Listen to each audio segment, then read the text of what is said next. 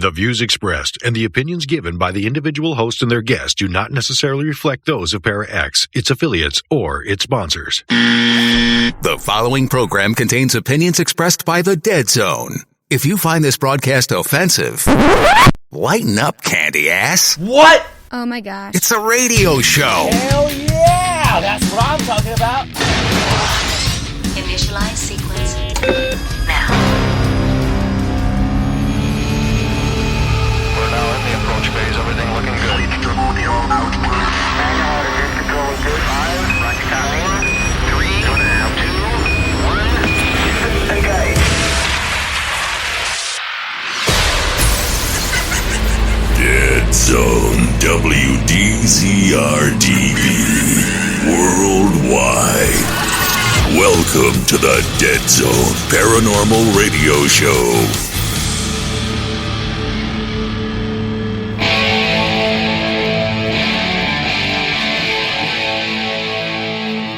Dead Zone, December 13th.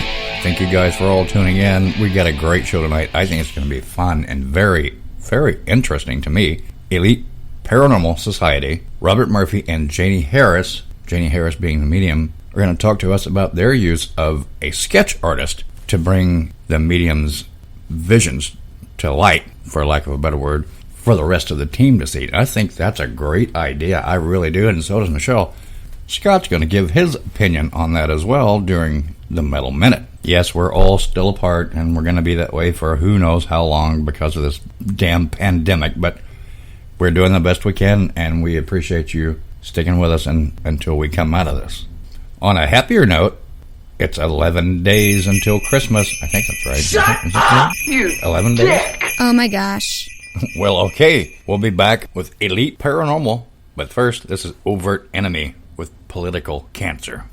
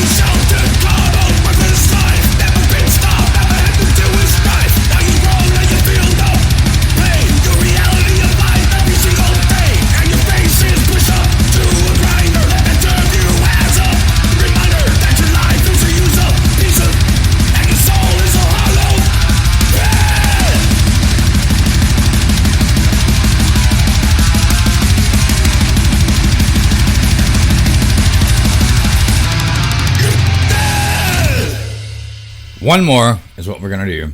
Junior Bruce, brand new Dead Zone family member. This one's called 1999. Very cool. Check it out.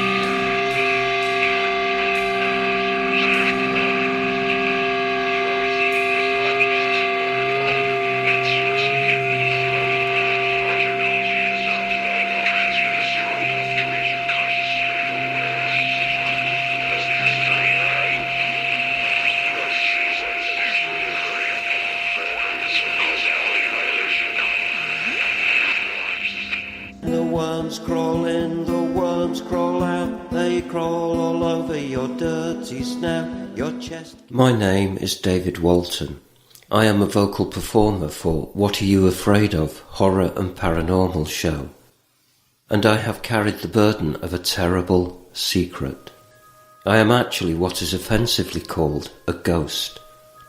For years now I have concealed my ectoplasmic existence from my friends and family, in fear of a common prejudice against ghosts, or what we like to call the disembodied. I have existed frightened of being discovered, unable to do physical acts that the embodied take for granted, such as walking a squirrel, or drinking a glass of vitamin E milk fresh squeezed from a whale. I grew depressed and even considered acts of self-harm or reincarnation, which is suicide for the disembodied. Such movies as Ghostbusters and its sequels drove my feelings of disenfranchisement, and I began looking for help, only to encounter painful exorcisms in the houses I haunted. Then I met two good people, it says here, Fox and Phil, at What Are You Afraid Of? Horror and Paranormal. And they helped me take control of my own life. Now, it is my choice whether I wish to make phantom bangs in the night, appear at the foot of your bed in darkness, or make your walls bleed. If you are a disembodied person like I am, and you're living a lie, What Are You Afraid Of? Can help you too. They are on at 9 p.m. on Friday nights at Para-X Radio, leaving plenty of time for midnight haunting activities, and can be found on all major podcast services. Listen to their paranormal stories, interviews, humorous sketches and horror fiction to know that you are not alone. And if you are a member of the embodied, don't forget, you are only a single heart attack or tumour away from becoming one of us. This is David Walton. See you on the other side. Or as I call it, this side. And that is the end of a perfect day.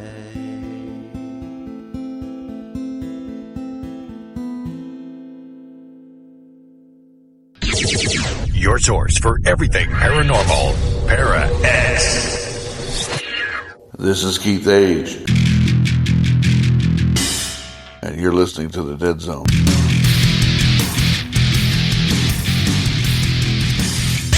Now, I need all of you to stop what you're doing and listen. Drum roll, please. Good evening, ladies and gentlemen. It's Scott Blake. I'm back, and we are here for another Metal Minute. I have to admit that the Metal Minute is not as easy to do as it used to be. Because, well, you know, the music industry is changing. So, yeah, it's weird, isn't it? We're seeing a lot of tours canceled. A lot of tours being rescheduled, and some are being announced for 2021 and 2022, I believe. So, you know, stuff's all over the place. It's crazy. But, like, let's see, the Shiprocked 2021 was officially canceled. I guess they're going to announce soon when the 2022 Shiprocked cruise is. I don't know. We may not have had some good concerts, but we've had some good songs. Still had some good music. Like I was looking through. Man, I don't know, Gojira, Ozzy. I haven't heard Ozzy's full album yet. I don't even know if you can hear the whole thing yet, but I liked what I heard so far, the single. So I'm looking forward to hearing that. Let's see. What's in the news? Dimebag Darrell. It was 16 years ago this week we lost Dimebag, so man, it's like every year the memorial posts and the rest in peace posts, just they grow and grow every year. Which, usually they kind of taper off, but he is obviously terribly missed. Speaking of missed, if you didn't buy the new 6-pack signature hot sauce from Motley Crue, then you're out of luck because it's sold out. Which my personal feelings on that, I just don't know who the hell wants to pay $75 for 6 bottles of hot sauce. It can't be that great. I don't know. But anyway, if you didn't get yours, then you're not going to get it. It's sold out. I don't know if they're making more. I don't care. Look it up yourself. But hey, did you know Gene Simmons is promoting public confidence in the COVID-19 vaccine safety once it has obtained its emergency use authorization from the U.S. Food and Drug Administration. Yeah. I guess like the last 3 presidents of the United States, talking about like Obama, Bush, and Clinton, they're all going to be like taking this vaccine all in the same day just to prove to people that it's legitimate. Okay, I guess that's happening. Me personally, who knows what they're getting, Anyway, but yeah, Gene's like blasting people who are, defiantly skeptical of the mask wearing, saying that their refusal to follow the rules is putting all of our health at risk, and it is. But I'm not going to talk about the politics. I'm just telling you the news about Gene Simmons. That's all I got to say about that. But excuse me. But as far as live streams, like the virtual concerts and things like that, there's just so much going on, and there's something on every day. So here's my advice: just go to your favorite band's website, look at their latest news, and I guarantee you they have a date for a show that they're doing live. Guarantee it. If not, then they're a bunch of losers and you don't want to listen to them anyway. But anyway, that being said, I do hope everyone's out there is being safe and is safe and sound and taking care of one another. That's all I got for this week, so take care. And hey Lee, play some damn music. You got it. Black Tractor, just like Fay Ray on WDZR DB.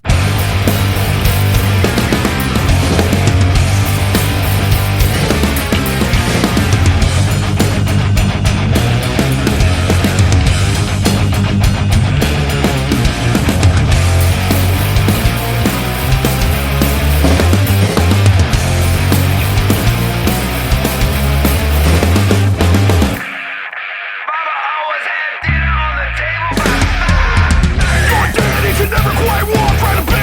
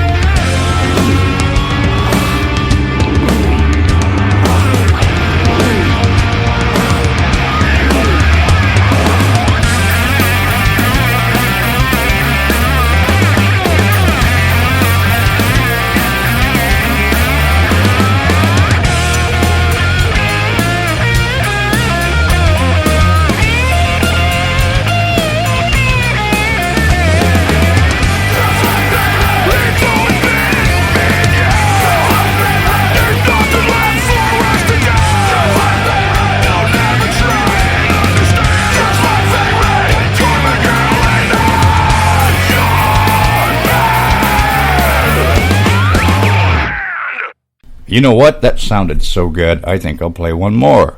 The Thief and the Trumpet.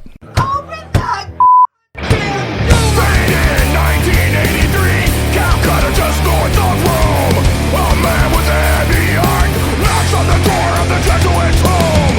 Good demons, they got me, Father, by the heart and by the balls.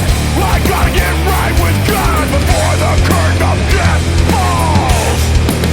Come on in, son, make yourself at home. Would you like some coffee or tea? Perhaps a cigarette before we get into the meat of things. I've led a nefarious life, living in witchy and wickedness. You'll be fine, son, praise the Lord. You repent, the good Lord forgives.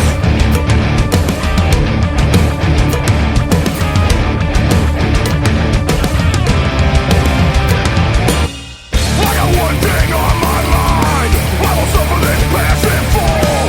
I'll pray for an angry God to slaughter the sheep in Sunday school. Bring forth the apocalypse. You and the same will take to the sky. Science is my catalyst. Brother, I'm here to testify.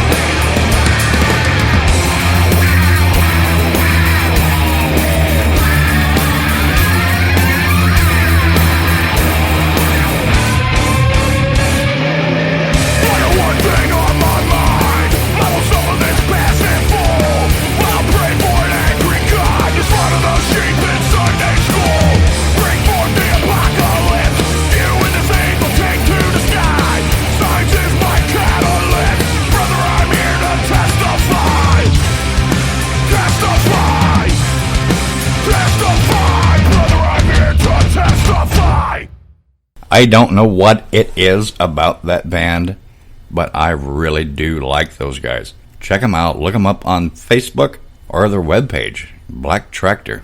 I don't know, but so cool. But I do know this. If all radio stations in town were palm trees, we'd be the one with the biggest coconuts. Now, Here are the one, the only Dead Zone.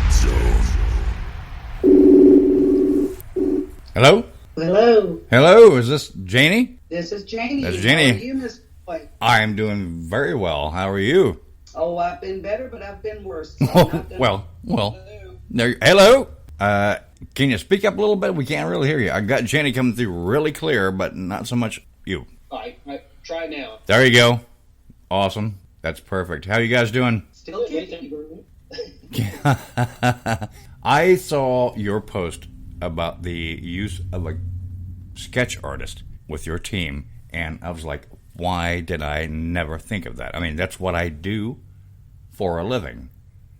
You know, I'm a graphic designer, right? Why I never thought about that, I have no idea. So before we get into that, first of all, let me say thank you for coming on to the show. And you guys are out of, what, Maryland? Keedysville, Maryland. Maryland, okay. How did you hook up with an artist from India? You know? Well, obviously, I just reached out. There was a site that I can go on to that, it's basically global competition, which obviously the value of money is different in different countries. And, right. You can get really good artists that are definitely looking to do something. And I was reaching out for a sketch artist because Janie had seen so much, and I'm writing some books, and I certainly wanted to be able to see what she has seen. Right. I mean, we all want that, right? I mean, that's the goal. I mean, you've got a medium, and by the way, I respect you for that. I wish I had that kind of ability with our team. No, you don't. Oh, I would love to feel what we have a member that is she doesn't like to be called a medium. She likes to be called a sensitive, right? And so, respect that. That's fine. But she picks up on things that it's beyond me, and I catch still images on camera, and it's right there in front of me. You know what I mean? It's really weird. Yeah, I do know what you mean. They're usually right there in front of me. Right. Amazing. But you just went online and you found this person, and they did a really good job, evidently, because you're continuing to use them, right? Yeah, we didn't know. It was questionable. We didn't honestly know how it was going to work out at first, because it was the first artist that I've gone through the site, and being from India, but I loved his work. His work was incredible. Okay. So the question is, was there going to be a conflict as far as trying to deal with language barrier or anything, regardless, because accents over the phone, etc. Oh, yeah. Can be pretty difficult. Yes. And Janie and him have done an amazing job. That is very And to be honest with you, the work that we've done together is not even been, there is a huge language barrier, actually. And it's not even been through talking to one another, because I don't understand his language, and he definitely doesn't understand redneck. So, okay, there was a huge language barrier. This man has been doing all of this work via text. I text him a description. He sends me a rough drawing. I tell him what needs to be changed, or where things need to be, or how they need to be, or what they need to look like specifically. And I think that's the thing. That's a big deal. I think you can work with 1,000 artist, and no matter how good the artist is, if they don't really understand what you're saying, or they don't really get it. This guy, I just had an immediate connection with him, and he has nailed every sketch that we have done. I could not have shown you what I saw any better if I had taken a photograph of it myself. Right. So you feel that he has a connection with you? He is in tune with it.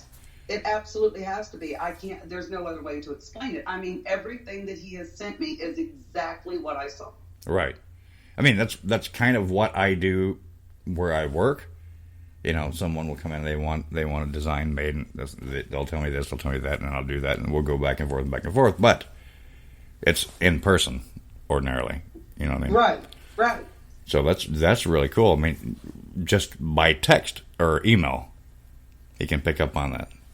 Absolutely. Amazing. I give him a description of what I've seen, and for instance, the one photo that Rob shared on social media of the demon girl, there were 2 photographs there. One was what she looked like to me with a brace on her leg before she showed herself as her true self. I gave him a brief description. It couldn't have been more than 2 sentences, 3 sentences tops. I didn't even describe the brace in detail. I just told him it was a leg brace that went from above the knee to the ankle, and that it had a hinge at the knee.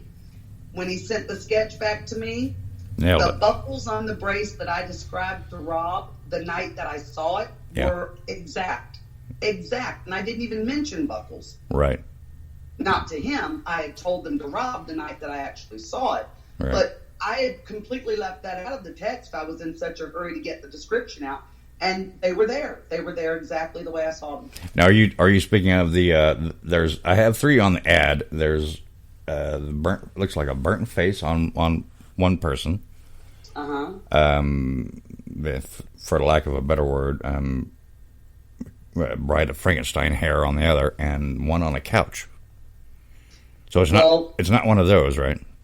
No, it's not actually a couch. That photo that looks like the Bride of Frankenstein, that is what this girl looked like after she showed herself to me, her true self. Okay, yeah. The before picture from that one, I'm not sure. Did you put that one on there, Rob? There are 3. Yeah. There are 3. There's one that's a completely different girl, in my opinion. It looks like maybe a blonde girl, and one side of her face is distorted. Like burnt. That one's not the one. That is the girl that was burnt that I saw at a firehouse. Okay. One Bob and I investigated. The one that you referred to as a Frankenstein girl, there is a photo or a sketch before that one of what looked like standing up in just a dress with the brace on her leg, and then that's what she looked like to me when she showed herself on the ceiling. Okay, I did not see that, and you guys were on an investigation, and that girl was there, and you saw that, and you didn't, right? Correct. That was actually Janie picks up on things well before we go to a location, and it was part of the world's largest ghost hunt first year for that. You know, Yes. they were having all these countries and all these teams together. Right. Which was great. So we were part of that too. Yeah. Yeah. RIP. Yeah. So she started a couple weeks prior to. We knew the building we were using. We were very familiar with the building. Everything had been good at the building. We really have not had issues at this building in particular. And a couple of weeks out, she said, "Rob, there's a young girl that's in a bathroom that's not a bathroom anymore, if that makes any sense." I mean, some of it comes as puzzles, pieces to her. Yes. But I knew what she was talking about. There was 2 bathrooms that were no longer used. She goes, "But everything's in the bathroom. They're just not used." I'm like, "Yep, I know exactly where." Yes. Once we started setting up, we got on location. Janie doesn't refuse. She gets a pull. Janie, you can describe that better. Okay. Yeah, it's almost like a magnetic pull that I feel in my chest. And once I get that, I have to go to where it pulls me. I mean, and it doesn't matter where it is. It can be in the middle of the night, up an embankment, through the woods, wherever. I have to go where it pulls me. And I got that pull, so I went to Rob and told him, we need to go now. Right. Ended up upstairs in this building, and we get up there, and it wasn't too long once we got up there. As soon as we walked through, she barely looked to the left, pointed to the left, and stepped to the right immediately, which is not like her. She wouldn't look at it, which didn't make a lot of sense. Okay. And I already had a few previous warnings up to this point, so in the back of my head, I was already on, kind of paying attention to what's going on. For her to act like that was not normal. Okay. So she actually didn't even realize she was acting that way at the time. Right. Yeah. She was out of herself, and picking up on what was going on with her. Right. Yeah, she sees them, but she didn't realize she was turning away from her. Like, she wouldn't even look at this. She was talking about a 14-year-old girl that was, 14, 15-year-old girl that was in there, kind of had her face basically hidden towards the corner of the room that she was in. Mm-hmm. And so I immediately started asking her. Janie asked, acting different. I wanted to know, was there anything defective, anything different about this individual? Okay. How long have you had these abilities, Janie? Since I was about 9 years old. And what occurred that brought those on? Can you say? Do you, can you elaborate on that? Oh yeah, it was a lot of different things. I mean, at 9 years old, I can remember waking up in the middle of the night at my grandma's house, and there were people in the room. And these people were dressed in clothing that did not look like anything that any of us dressed in. So I saw them in black and white, so I knew they were from a really long time ago. I just, as a 9-year-old, I didn't know when. You know what I mean? I just knew that they were a really long time ago. Yeah. And the next morning when I went downstairs, my grandma was a little old Southern lady, and they lived in a big house, and she was in the kitchen cooking breakfast, and I walked in, and there was a man in a top hat sitting next to the wood stove. Okay. And I just assumed it was one of the farmers, that worked on the farm that was there and waiting for coffee or whatever. Right. And when I turned away to look at my grandmother and I turned back to look at him, he was gone. And I said, "Grandma, what happened to that man that was sitting there? He was right there in that chair. Didn't you see him?" She said, "Oh, it's just Mr. Sabine. He won't hurt you." I said, "What do you mean he won't hurt you?" She said, "He's not alive, but you saw him?" I said, "Yeah, I saw him." She said, "Well, he won't hurt you." And that was the end of that. We didn't talk about it anymore. And didn't talk about it anymore. By the way, I loved your comment there about Southern. I am from Pine Bluff, Arkansas originally. We're here in Indiana now, but yeah, good to be Southern. So yeah, I'm born and raised in Maryland, but everyone in my family are transplants from Tennessee, and Kentucky, yeah. Virginia. Well, very cool. So that started you on the path. Actually, that didn't start me on the path. Okay. For years and years, I just assumed, it was just something that I saw, and I knew other people in my family would say that they had seen things or heard things or whatever. And it was just one of those things that was like common knowledge, but you just didn't talk about it outside of the household. Yeah. And then when I was about 20, 25, I thought, this is getting stronger, and I don't know if I can keep hiding it or keep pretending that it's not there, but I knew better than to say anything at that point in time. I had children, I had a husband. You just didn't, those aren't things you just bring up in conversation. We're talking. Right, yeah. We're talking 30 years ago. You just didn't bring that up. And I didn't want to be put in a nut house somewhere. Yeah. Okay. And then after after my divorce, I think I was 37 years old. It was at the point where it was so strong, there was no hiding it anymore. It was like, I've got to learn how to control this and use it for what it's supposed to be used, or I'm going to end up in a nut house. Yeah, or it will drive you crazy. It will legitimately drive you. Yes. Yeah. And that's when I started reading everything I could get my hands on about meditation. I started going to different classes, that talked about abilities and what type of abilities and all the different kinds of abilities. And I started doing these tests at these classes where they would do the flashcards, they would hold up so many flashcards, and if you got so many out of whatever they had right, then there was a probability that you had abilities. And when it got to the point where I was getting 95 to 98% right, I thought, okay, there's something more than just my family can see some ghosts. I've got something here that I need to really try to figure out. And I joined a paranormal team, which did not work out well, by the way. No, well, some do, some don't. Some do, some don't.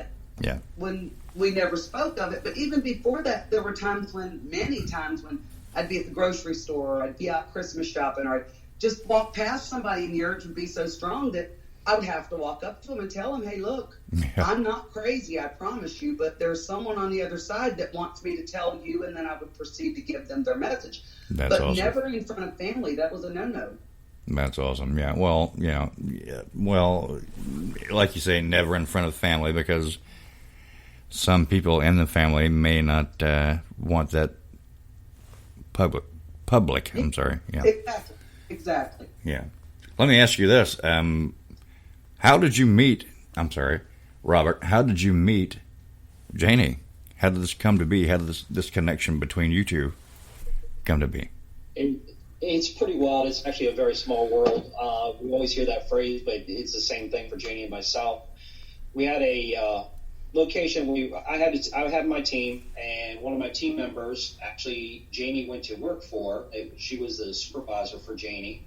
And I believe it was 1 or 2 days into Janie being at this at her work, not even aware that this woman was even on a paranormal team. Yeah. Janie had the urge and had to approach her. Okay. So, Janie, you want to go with that? Yeah, it was, like you said, maybe the second or third day that I'd been there, and I thought, oh, Lord, I'm going to lose my job because I've got to walk up to this supervisor. She was my supervisor at the time. Yeah. I've got to walk up to her and tell her what I picked up because I'm not taking it home with me. And I found over the years that if I don't give a message when I get one, it comes home with me, and I don't need that. And they will irritate the hell out of you, right?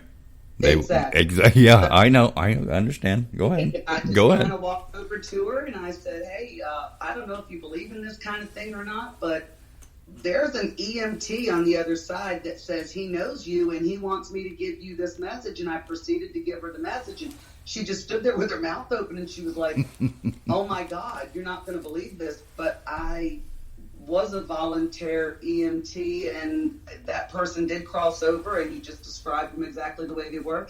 And you're not going to believe this, but I'm part of a paranormal team, and I would love for you to meet the founder. Right. And one thing led to another, and I think she invited me on an investigation. And I think the first one was at the temple, was it not, Rob? Yep, it was definitely at the temple. At a shrine? And the first night I met Rob, typical skeptic, and I appreciate that. I truly do. Rob tests me all the time in more ways than one. Test your patience? Yeah, absolutely.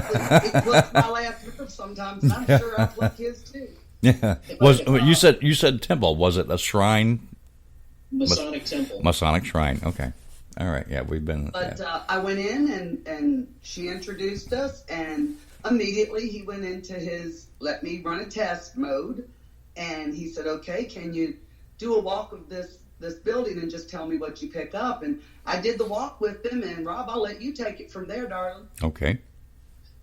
Yeah, I mean, I honestly, I'm a skeptic. That's a big. Me part too, of buddy. Anything who's seriously into it. Me too. Yes, absolutely. Yes. So, I'm assuming that my team member was surely going to tell her some things. I mean, a lot of people don't unfortunately hold everything back, and she might have told her some tales if it happened there. So I was like, all right, let's, out of curiosity, let's see what she picks up on. There's plenty of things that I know I've experienced, and not everything do we tell to even my own teammates or whatnot. So yeah.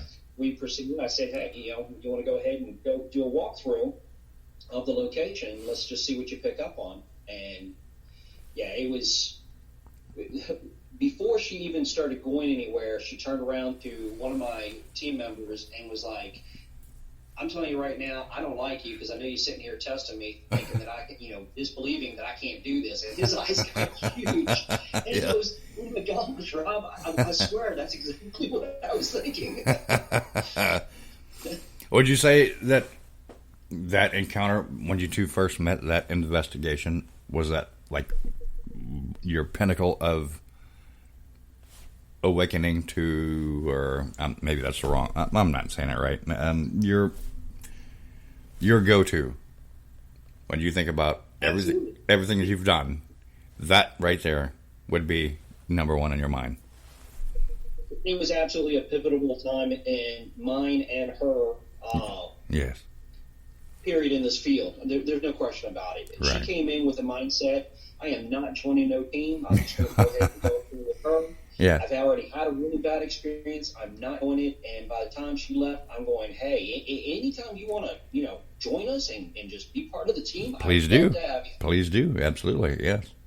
And to be honest with you, when I first got there, I thought, the only reason I even went was because my supervisor invited me. Right. It wasn't because I was thrilled about going on an investigation. You're trying to save your job. Yeah. I was used for bait before, so I wasn't. Oh yeah. But it was like Rob and I met, and it was. I call him my brother because he truly feels that way to me. It was as though I had known him my whole life. I immediately trusted him, and I know he didn't immediately trust me, which was a good thing, because if you can't prove what you do is real, then there's no point. Well, he's like I am. He is a true skeptic. He wants to believe in some things he has seen. Pardon me if I'm overstepping my bounds. You have seen some things that you can't explain. Exactly. But you're not fully prepared to take that leap into. Absolutely. And do you know, even after almost 7 years, Rob? It'll be 7 years in June of 2021 that we've known each other. And to this day, Rob still texts me anytime we go to a location. Oh, yeah. When he gets an investigation, he never gives me any information. He gives me a date and a time for me to meet him, and then we follow him to the location. Exactly. That's what we do. Yeah, exactly. That's what we do with the person that's on our team as well. I mean, that's the way to do it, because otherwise, she can say anything. Exactly. Yeah. Exactly. And that's exactly why I will open a channel weeks, or sometimes it'll even come to me months in advance for a location that he doesn't even know we're going to have yet. But I'll make sure I text him the information immediately so that it's dated and stamped, so that the client can see, hey, she got this information weeks before we even called him for the investigation. Yeah. That is very cool. You guys... Very big about documentation, so to be able to timestamp something ahead of time, and the clients know what they've told us and what they haven't told me in particular. Right. None of my team, I'm not in for contaminating their thoughts. A lot of people want to do all the research. They want to have everybody go in with all the knowledge of a location, but to me, it's contamination. That is absolutely. You're absolutely right. Yeah, because if you go in expecting something, and you know a little bit about the place, it's going to be in your mind. That it's ruined. The whole thing's ruined. Right? Exactly. Yeah. But so far, it's been almost 7 years, and we work really well together. Like I said, I make sure that I text information to Rob way beforehand, and thank you to my guides. They always give me tidbits of information that the client hasn't even told Rob yet, so that we have true validation when we get there. Right. And you say your guide. Now, that's not an angelic guide. That is a spiritual guide. You wouldn't necessarily say angelic. I call them my guides. Some people may refer to them as guardian angels. Some people may refer to them as just spirit. I'm not, like I tell Rob all the time, this didn't come with a handbook, honey. Yeah. Well, that's perfect. Yeah. That's the best way to put it, right? Absolutely. There are no professionals in this field. No. I've been doing it since I was 9 years old, and I'm telling you, I learned something different every day. Exactly. Before I met Robert Murphy, I never knew that I could do a remote viewing. Yeah. From another state or another country. I never knew that I could do a read over the phone because I had never tried. I never stepped outside that box. Right. But he pushes my boundaries all the time. Well, good for you. Good for you, man. Yeah. It worked for us. Good for you. And good for you guys for being together so long. I mean, that's awesome. And I understand what you said earlier about being with one team or another at one point in time, and it didn't work out because, you know, a lot of people have different ideas, and sometimes you clash, and that's not good. But I was all for being open-minded and listening to their ideas, but when you leave me at Waverly Hills in the morgue by myself just so you can video stuff in the park, that ain't happening. No. That's cool. Just because I can see it and hear it doesn't mean it doesn't still scare the daylights out of me. Right. That is a cool place, though. I mean, have you been there more than once? I've been there only once, and that was the last time. I didn't need any more after that night. Right. Very cool. Okay. Real quick here, we got like 6 minutes left. What have you been doing during this pandemic? Is there anything that's going on with you guys? I know we've been shut down so hard. I mean, the studio is empty. There should be Michelle and Scott here with me now, but we can't do it, right? And we can't go to meet and greets. We really can't do anything. It's crazy. So how have you guys been handling that? It has slowed us down quite a bit in the terms of having the full team at a location. Right. We have had locations we've gone to with very minimal as far as just myself and Janie. Her husband, Sean, is our videographer as well. Mm-hmm. He helped quite a bit, which makes it very convenient. So, and wherever I've been working a lot of cases myself, but not myself physically at the location. Right. But since Janie has the ability to do remote, she can give me heads up what's going on prior to me going to the location. Okay. And if there were a need for her to follow up afterwards, I could go ahead and bounce back to her and just make sure, what's going on. But now, what you're talking about they're not commercial, they're residential, right? So you really can't talk about that. Yeah, we basically, that's really where we focus at is the residential side. And we do a lot of our investigations prior to COVID, a few after COVID, but for the most part, beforehand, we do ours, we live stream most of them. Most of the clients, after they understand what's going on, get their permission first. You sign a waiver, right? You have them sign a waiver and all that? Yeah. You have your clients sign a waiver, and correct. Identity is disclosed, right? Or not disclosed. Correct. Okay. And we can, it's up to them if they want to be on camera or not be. That's their option. And then we never disclose. But one thing I will tell everybody, I will absolutely lie about a location. Yes. You can bring it out. Okay? I'm saying right now, we're in Maryland, but I'm shaking my head at no at the same time. Yeah. Well, it's on your website, so we know where you are, but it's on your website, so yeah. Yeah, when I'm at a residential location, though, I usually send them in a different complete state at that point because, even though I don't want people driving by and trying to knock on people's doors saying, hey, we want to see this place too, or whatever. Right. But even doing with the lives, unlike a lot of teams as far as they go out to document, we actually treat locations. We're going there to actually get rid of. We're more targeted towards the residentials that are really, really having a problem. Yes. Issues. And they need help, and that's what you're there for. Exactly. All right, man. Your website is? Website is Elite Paranormal Society. You go to Facebook and then go www.facebook.com/Elite Para, P-A-R-A, S-O-C /. That's on Facebook. Right. You can find us on the actual web anytime you want, www.eliteparanormalsociety.com. And you are the founder and lead investigator, right? Yes. And Janie is a psychic medium. Very cool. I love that. Are you still there? Actually a medium. You're not a psychic medium, you're a medium. Is that right? Yes, I'm a medium. Okay, not a psychic medium. I mean, we have people. Everybody's totally term, so we don't go with a lot of title to it. Right. We have people come on the show. They say they're a psychic medium. They're this, that, and the other thing. But yeah. I even called myself a medium before I met Rob. I always just said, I can see spirits. I can see stuff. Right? Yeah. Good old Southern girl. Yeah. Yeah. Boy, do I see stuff. No, yeah. Can I ask you guys a favor? Will you come back on the show? I would love to. Man, we're gonna run out of time, man. I'd love to talk to you guys more, and it's so cool and it's amazing to me. I love that idea of having a sketch artist. I mean, I don't know why I never thought of it, but it's. I'm going to tell you, it absolutely thrills me that I finally get to show. I don't even care if the rest of the world sees it. It just thrills me to pieces that I get to show Robert Murphy. Yeah, your team. Yes. That he takes me to. Absolutely, your team members, because it's just great. It's awesome. All right, well, thank you guys. Robert Murphy and Janie Harris of Elite Paranormal Society. And we will have you guys back. I can't wait, man. It's going to be fun. I'm sorry it was so short this time around. We appreciate it, Lee. Thanks for having us on Dead Zone Radio. Appreciate it. Thank you, man. Yeah, thank you so much. Thank you very much. And good night. Night. Have a good evening. You too. Hello, this is Christopher St. Booth, and you're listening to The Dead Zone.